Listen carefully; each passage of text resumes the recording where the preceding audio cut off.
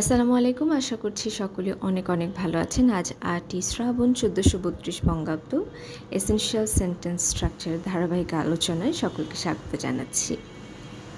D লেটারটি দিয়ে দুটি শব্দ, ধরুন ডে এবং ডজন, এর সাথে যদি আমরা এস লাগিয়ে দিই, শব্দগুলো হচ্ছে ডেজ বা ডজনস।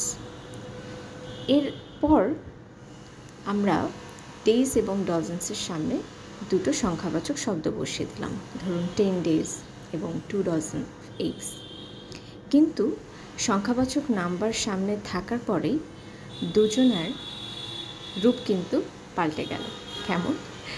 10 days আমরা বলতে পারি এবং এটি সঠিক ব্যবহারও, তবে 2 dozens আমরা বলতে পারি না, কারণ dozen is already a collective noun, যেটা অনেকগুলো সংখ্যক জিনিসকে বোঝাচ্ছে। এর সামনে যদি আমরা সংখ্যাবাচক শব্দ দিয়ে আবার সেখানে একটি এস লাগিয়ে দিই, তখন এটা অনেকটা রিডান্ডেন্সি হয়ে যাচ্ছে, 12। কাজেই আমরা যখন ডজনের সামনে সংখ্যাবাচক শব্দ ব্যবহার করব, তখন সেটাকে আমাদের সিঙ্গুলার হিসেবে ব্যবহার করতে হবে, 2 dozen বা 3 dozen, 4 dozen eggs।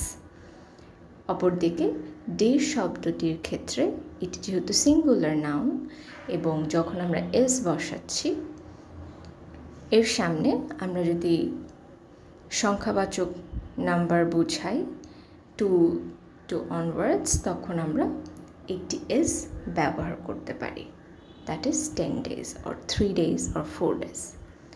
অসংখ্য ধন্যবাদ।